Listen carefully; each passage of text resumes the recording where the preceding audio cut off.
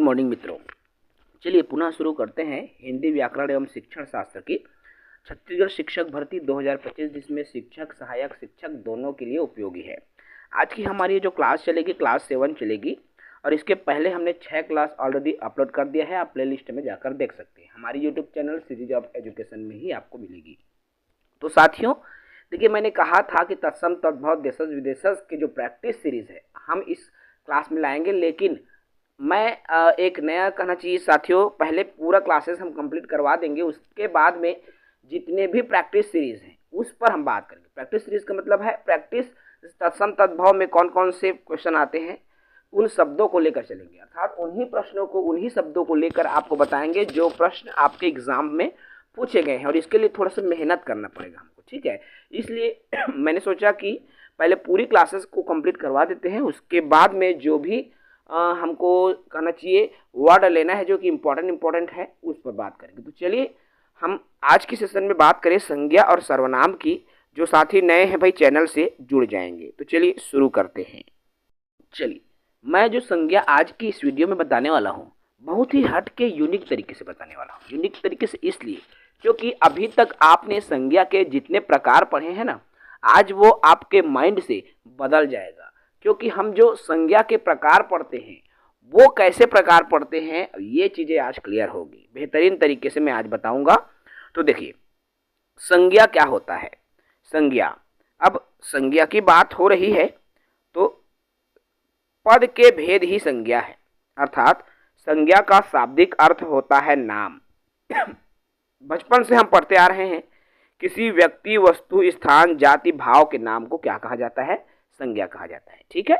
तो संज्ञा का अर्थ ही होता है नाम, चाहे वो नाम किसी का भी हो सकता है, ठीक है। उस विकारी शब्द को कहा जाता है जिसके द्वारा किसी व्यक्ति वस्तु भाव जीव या स्थान के नाम का बोध होता है, ठीक है। तो ये चीजें तो हम बचपन से पढ़ते आ रहे हैं, प्राइमरी कक्षा से चौथी पांचवी कक्षा से हम संज्ञा पढ़ना शुरू कर देते हैं, और किसी व्यक्ति वस्तु भाव स्थान जाति इत्यादि के जो नाम हैं उनको क्या कहा जाता है? आपकी संज्ञा कहा जाता है, ठीक है। यहाँ तक तो हमें क्लियर है, कॉन्सेप्ट हम पहले से माइंड में रखे हैं। देखो एक चीज हमेशा याद रखना, संज्ञा में केवल सजीव चीजें ही नहीं बल्कि निर्जीव चीजें भी शामिल होती हैं, मतलब वो तमाम चीजें, ठीक है, जिसका कोई ना कोई नाम होता है, चाहे वो सजीव हो या फिर निर्जीव हो, सभी संज्ञा में आता है। चाहे वो लड़का हो सकता है, लड़की हो सकता है, कबूतर रमेश मोहन, या फिर कोई पुस्तक कापी किताब, ठीक है, टेबल मेज कुर्सी घर इत्यादि सभी चीजें क्या हो? आपका संज्ञा है, ठीक है, अर्थात जिनका कोई ना कोई नाम होता है, और इसीलिए संज्ञा का ही दूसरा नाम नाम है, ठीक है। चलिए अगला इसमें देखो पॉइंट में, संज्ञा शब्द जो है गणनीय और अगणनीय दोनों प्रकार के हो सकते हैं। भाई जो चीजें हम गिन सके वो भी संज्ञा में आएगा, और जो चीजें हम नहीं गिन सकते अनकाउंटेबल भी संज्ञा में ही आते हैं, और काउंटेबल, ये दोनों प्रकार के हो सकते हैं, ठीक है। जैसे पुस्तक, घर, जहाज, नदी, प्रकाश, हवा, ये सभी संज्ञा है। भाई हवा को तो हम गिन नहीं सकते, फिर भी ये क्या है? संज्ञा है, ठीक है। तो वाक्य में प्रयोग हो करके संज्ञा जो है क्या होता है? वाक्य में जब संज्ञा का प्रयोग करते हैं, किसी भी वाक्य को जब हम बनाते हैं और संज्ञा शब्द का उपयोग उसमें उपयोग करते हैं, तो उसके प्रयोग के अनुसार कर्ता कर्म कारण संप्रदान आदि कारक के रूप में भी पहचाना जा सकता है, ठीक है। तो ये जो संज्ञा होता है कर्ता के आधार पर, कर्म अर्थात ये सभी कारक चिन्ह है, ठीक है। और कारक चिन्ह के बारे में भी मैं बताऊंगा, 8 प्रकार के कारक होते हैं, मैं ट्रिक से बताऊंगा इसको भी। फिलहाल अभी हम संज्ञा के बारे में पढ़ रहे हैं, तो संज्ञा को आपको माइंड में रखना होगा, ठीक है। चलिए संज्ञा के भेद की मैं बात कर लूं, संज्ञा के कितने भेद होते हैं? तो देखो भाई, संज्ञा अभी तक हमने संज्ञा के जो 5 प्रकार पढ़े थे, है ना, आप सब ने पढ़ा होगा कि संज्ञा के 5 प्रकार होते हैं, व्यक्ति वस्तु स्थान जाति भाव के नाम को संज्ञा कहते हैं। ये 5 प्रकार हमने अभी तक संज्ञा में पढ़ा है, लेकिन आज मैं जो बताने जा रहा हूँ वो थोड़ा सा अलग है, क्योंकि हम जो पढ़ते आए हैं वो मुख्य प्रकार नहीं है मेरे दोस्तों। जी हाँ, संज्ञा के तो 2 ही प्रकार है या 2 ही भेद कह सकते हैं। संज्ञा के कितने भेद हैं? 2 भेद हैं। पहला है आपका अर्थ के आधार पर, और दूसरा है व्युत्पत्ति के आधार पर। और ये जो अर्थ के आधार पर है मेरे दोस्तों, अभी तक हम उसी को संज्ञा के प्रकार मानते आए हैं, लेकिन ये जो है अर्थ के आधार पर संज्ञा के प्रकार है। ठीक है, तो अर्थ के आधार पर जो संज्ञा के 5 प्रकार होते हैं, चलिए सबसे पहले हम अर्थ के आधार पर संज्ञा के प्रकार के बारे में जाने। तो अर्थ के आधार पर ये जो संज्ञा है वह 5 प्रकार के संज्ञा होते हैं, और इसमें से यदि मैं 5 प्रकार को कहूँ तो व्यक्तिवाचक संज्ञा, जातिवाचक संज्ञा, समूहवाचक संज्ञा, द्रव्यवाचक संज्ञा और भाववाचक संज्ञा। ये 5 प्रकार की संज्ञा जो कि आपके होते हैं, और किसके आधार पर होते हैं साथियों, तो ये 5 प्रकार की संज्ञा जो है अर्थ के आधार पर होते हैं। सर्वप्रथम अर्थ के आधार पर जो 5 प्रकार के संज्ञा होते हैं, और उसके बाद दूसरा होता है व्युत्पत्ति के आधार पर। तो व्युत्पत्ति के आधार पर ये जो संज्ञा है वह 3 प्रकार का होता है। कितने प्रकार का होता है? 3 प्रकार का होता है। और ये 3 प्रकार कौन कौन से हैं? देखो, एक तो होता है आपके व्यक्तिवाचक संज्ञा, दूसरा होता है गणनीय संज्ञा, और तीसरा होता है अगणनीय संज्ञा। तो यहाँ पर अगर आपके क्वेश्चन जब भी एग्जाम में आए, ठीक है, संज्ञा के प्रकार, तो अगर व्युत्पत्ति के आधार पर पूछा जाए तो 3 प्रकार कहेंगे। अर्थ के आधार पर यदि संज्ञा के प्रकार पूछा जाए तो संज्ञा के 5 प्रकार होते हैं। अगर ये दोनों ऑप्शन में से केवल 5 वाला ऑप्शन रहेगा तो समझ जाइए कि वहां पर अर्थ के आधार पर पूछा गया है, और आपको 5 वाले जो ऑप्शन है उसको सही करके आना है। ठीक है, चलिए अब हम बात करें सर्वप्रथम व्यक्तिवाचक संज्ञा क्या होता है। देखो, व्यक्तिवाचक संज्ञा क्या होता है? जो शब्द किसी विशेष व्यक्ति, वस्तु, स्थान या प्राणी के नाम का बोध कराता है उसे व्यक्तिवाचक संज्ञा कहते हैं। अर्थात ये जो व्यक्तिवाचक संज्ञा है वो किसी एक ही चीज का बोध कराएगा ना, इस बात को हमेशा याद रखना। चाहे व्यक्ति की अगर बात कर रहा है तो एक व्यक्ति का अकेले का बोध कराता है, वहां पर अकेला ही है वो संज्ञा। हालांकि कई हो सकते हैं, ऐसा नहीं है, लेकिन प्रत्येक अपने आप में एक संज्ञा रहेगी। ठीक है, तो कोई भी व्यक्ति के नाम का बोध कराएगा, जैसे राम, श्याम, सुरेश, मोहन, जोहन, रोहन। ठीक है, कोई वस्तु के नाम का पुस्तक, किताब। ठीक है, किसी स्थान के नाम जैसे गोविंदा, करनौद, चांपा, जांजगीर, दिल्ली, मुंबई, आगरा, तो ये स्थान के नाम का भी बोध करा सकते। किसी प्राणी के नाम, एनिमल्स हो या अदर जो एनिमल्स हो, ठीक है, बर्ड्स हो, तो सभी के नाम का ये जो है बोध कराता है, उसे क्या कहा जाता है? आपके व्यक्तिवाचक संज्ञा कहा जाता है। एग्जाम्पल में लिया हूँ मैंने, देखिए व्यक्तिवाचक संज्ञा का जो एग्जाम्पल है, जैसे सुभाष, ऐरावत, दिल्ली, उत्तर, हिंद महासागर, ये दोनों एक ही है, नर्मदा, हिमालय, महाभारत, होली, जून, सोमवार आदि सभी क्या है? आपके व्यक्तिवाचक संज्ञा में आता है। ठीक है, दूसरा आता है साथियों आपके जातिवाचक संज्ञा। यहाँ पर जब बात आती है जाति की तो आप छोटे नहीं हो, आप बड़े हो गए हो। छोटे बच्चे क्या समझते हैं? अगर यहाँ पर जाति की बात आती है तो सर मैं देवांगन जाति हूँ, कि मैं यादव जाति हूँ, कि मैं पटेल जाति हूँ, कि मैं दर्शना जाति हूँ। इस तरह से लोग सोचने लगते, छोटे बच्चे सोचते हैं। ठीक है, क्योंकि हम प्राइमरी में जब पढ़ाते हैं तो बच्चों के मन में ये ख्याल आता है जाति को लेकर, लेकिन आप बड़े हो गए हो, जाति को समझते हो।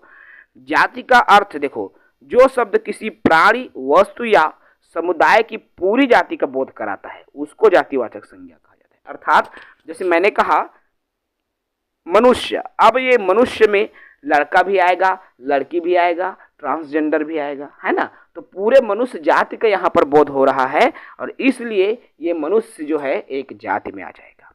जैसे लड़का, ठीक है, तो लड़का की जो जाति है बिल, पर्वत। अब पर्वत में भी बहुत सारे पर्वत है, उनकी ये जाति है। इसमें हिमालय पर्वत, अरावली पर्वत, बहुत सारे पर्वत है ना। इसी तरह से नगर, अब नगर एक नहीं है, बहुत सारे नगर है, इसलिए उन सबका नाम एक ही है, नगर है। समझ रहे हैं? तो इस तरह से जातिवाचक संज्ञा होता है। अब ये जो जातिवाचक संज्ञा है, याद रखना, जब अर्थ के आधार पर बोलते हैं तो ये जातिवाचक संज्ञा चौथा प्रकार में आ जाएगा, और जातिवाचक संज्ञा के बाद में आपके जो समूहवाचक संज्ञा है, ठीक है, नहीं, ये जातिवाचक तीसरा हो जाएगा और समूहवाचक संज्ञा चौथा हो जाता है अगर अर्थ के आधार पर कहा जाए। ठीक है, लेकिन यहाँ पर मुख्यतः संज्ञा के 3 ही प्रकार होते हैं, जिसमें हमने पहला बात किया व्यक्तिवाचक, दूसरा बात किया जातिवाचक संज्ञा, और जातिवाचक संज्ञा के ही अंदर ये दोनों आता है। ठीक है, क्या क्या आता है? एक आता है आपके द्रव्यवाचक संज्ञा। अब द्रव्य मतलब आप सभी जान रहे हैं, जो चीजें ठोस, द्रव, गैस तीनों अवस्था में बदल जाता है वो है द्रव। समझ रहे हो ना? तो देखो, जो संज्ञा शब्द ठोस, द्रव, गैस, धातु, अधातु आदि का बोध कराता है उसे द्रव्यवाचक संज्ञा कहा जाता है। चाहे ठोस चीजें हैं वो भी द्रव्यवाचक संज्ञा में होगा, द्रव हो या गैस हो ये भी द्रव्यवाचक संज्ञा में आएगा, और धातु, अधातु जितने सोना, चांदी, तांबा, हीरा, मोती सभी जो है आपके द्रव्यवाचक संज्ञा में आते हैं। ठीक है, जैसे तेल, दूध, सोना, लोहा, आपका प्लास्टिक इत्यादि सभी द्रव्यवाचक संज्ञा में आते हैं। अगला आता है साथियों आपके समूहवाचक संज्ञा। देखो समूह, अब समूह से ही स्पष्ट है, समूह का मतलब होता है ग्रुप, गुच्छा। ठीक है, तो जो संज्ञा शब्द समूह का बोध कराता है वहां पर समूहवाचक संज्ञा होता है। समूह का मैंने क्या कहा? गुच्छा जिसमें बहुत लोग हो, जैसे मेल। अब मेल हुआ मतलब कई सारे वहां पर मिला। जैसे दल, कोई भी दल बनाते हैं ना, जैसे कुछ भी दल बनाते हैं तो दल में दल नायक होते हैं और बहुत सारे उसमें सदस्य होते हैं। जैसे जनता, जनता कहा हमने तो बहुत सारे लोग उसमें आ जाते हैं। जैसे सरकार, सरकार भी एक समूह है, सेना भी समूह है, फौज भी समूह है। तो समूहवाचक संज्ञा जो समूह का बोध कराता है, चाहे मंडली हो सकता है, जाति, भीड़ इत्यादि। मनुष्य नहीं है, मनुष्य तो क्या है भाई, यहाँ पर समूह नहीं है, याद रखना। लेकिन समूहवाचक कौन आ जाएगा? भीड़, ये समूह को बोध कराता है। ठीक है, चलिए अब हम अगला बात करें, तीसरा, वो है हमारा भाववाचक संज्ञा। नाम से स्पष्ट है, जिसमें भाव उत्पन्न होता है, फीलिंग्स, एहसास। जिन संज्ञा शब्दों में किसी व्यक्ति या वस्तु के गुण, अब इसमें गुण हो सकते हैं, गुण में मतलब क्या है, जैसे काला, गोरा, रंग, रूप इत्यादि। दोष, दशा, गरीबी, अमीरी, अवस्था, दशा, अवस्था, ये गरीबी, अमीरी, उसके भाव आदि का जब बोध होता है तो वहां पर भाववाचक संज्ञा होता है। ठीक है, जैसे अच्छाई है ना, ये भी अच्छाई का गुण, अच्छाई हो, बुराई हो, प्यार, स्नेह, मोह, ममता, मित्रता, ये सभी किस में आता है साथियों? आपके भाववाचक संज्ञा में आते हैं। ठीक है, तो ये है संज्ञा, और संज्ञा से रिलेटेड हम कुछ भाववाचक संज्ञा भी बना सकते हैं सामान्य संज्ञा से। मैं इस पर भी थोड़ा सा बात कर लेता हूँ साथियों, उसके बाद हम संज्ञा की क्लास को समाप्त करेंगे। तो चलिए हम कुछ इसके परिवर्तन पर भी बात कर लेते हैं कि संज्ञा को कैसे हम भाववाचक के रूप में बदल सकते हैं। ठीक है, देखो भाई, किसी संज्ञा को जब हमको भाववाचक बनाना है, ठीक है, तो सबसे पहला नियम कहता है जातिवाचक संज्ञा से भाववाचक संज्ञा बनाना। ठीक है, कोई शब्द हमारे पास है जो कि जातिवाचक संज्ञा है और उसको यदि हमको भाववाचक संज्ञा बनाना है तो वो कैसे बनेगा? ठीक है, देखो सबसे पहला आता है पुरुष। पुरुष जाति है जिसमें सभी आ जाता है। ठीक है, तो पुरुष जाति है और इस जातिवाचक संज्ञा को जब भाववाचक संज्ञा हम बना रहे हैं तो उसमें त्व जुड़ गया और ये बन गया हमारा पुरुषत्व। अब पुरुषत्व का भाव भाववाचक संज्ञा है, स्त्रीत्व का भाव, नारीत्व का भाव, ये सभी जातिवाचक संज्ञा में आ जाता है। आपके जातिवाचक से भाववाचक बन रहा है। जैसे बूढ़ा, बूढ़ा को यदि हमको भाववाचक संज्ञा बनाना है तो बुढ़ापा, दास को दासत्व, मित्र को मित्रता, तो ये सभी क्या है? भाववाचक संज्ञा बन जाता है जातिवाचक संज्ञा से। इसी तरह से नारी और नारी से नारिता, गुरु से गुरुता और लड़का से लड़कापन या लड़कपन बन जाता है।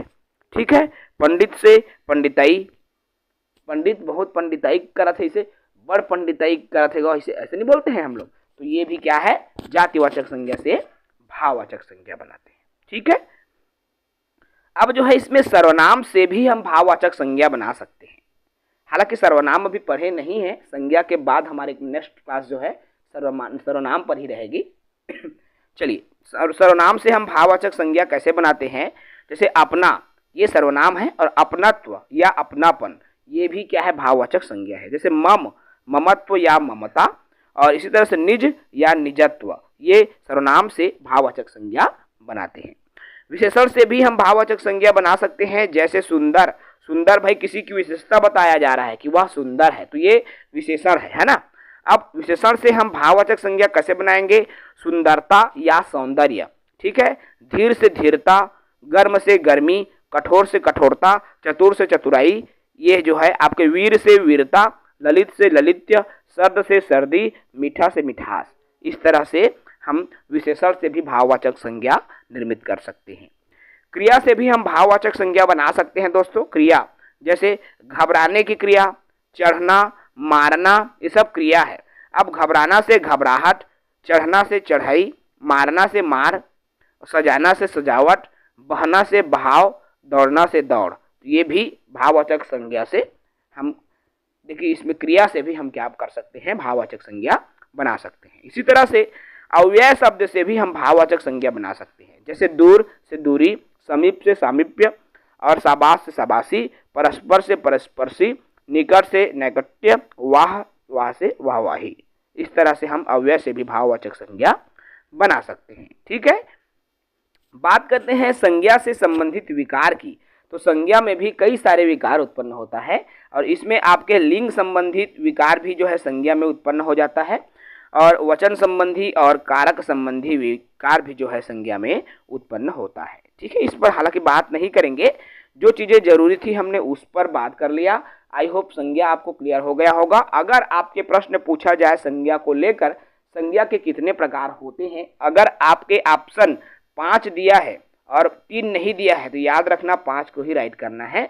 लेकिन अगर यहाँ पर प्रश्न आपके डायरेक्ट पूछ दिया कि अर्थ के आधार पर संज्ञा के कितने प्रकार होते हैं, तो 5 प्रकार होते हैं, और व्युत्पत्ति के आधार पर संज्ञा के कितने प्रकार होते हैं, तो व्युत्पत्ति के आधार पर संज्ञा के 3 प्रकार होते हैं। यहाँ से आपको जो भी प्रश्न आए तो आपको याद रखना होगा, क्योंकि अभी जो मैं बताया हूँ बिल्कुल हट के बताया हूँ। अभी तक के बुक में आपको केवल संज्ञा के 5 प्रकार बताए गए हैं, लेकिन वो 5 प्रकार किसके अंतर्गत होते हैं वो नहीं बताया गया है, जिसको आज मैंने इस वीडियो में बताया कि अर्थ के आधार पर जो संज्ञा है 5 प्रकार के होते हैं, और आपके व्युत्पत्ति के आधार पर जो संज्ञा है वो 3 प्रकार के होते हैं। ठीक है, आई होप आपको ये वीडियो अच्छा लगा होगा। चैनल को सब्सक्राइब करेंगे, क्योंकि हिंदी की भी पूरी क्लासेज आपको फ्री में प्रोवाइड हो रही है, और कंटिन्यू मॉर्निंग में 9:30 बजे की क्लास हम कंटिन्यू लेते हैं, और आप सभी को प्रीमियर क्लास 9:30 बजे मिलता है। तो सभी साथी ज्वाइन किया कीजिए, क्योंकि आपके छत्तीसगढ़ शिक्षक भर्ती 2025 शिक्षक और सहायक शिक्षक दोनों के लिए उपयोगी है, और आपको यह क्लासेस देखना ही होगा ताकि आप जो है अपने परीक्षा में सफल हो सके। और नए साथियों को भी वीडियो शेयर जरूर करेंगे, चैनल को सब्सक्राइब कराएंगे और लाइक जरूर कराएंगे। जय हिंद, वंदे मातरम, जय छत्तीसगढ़।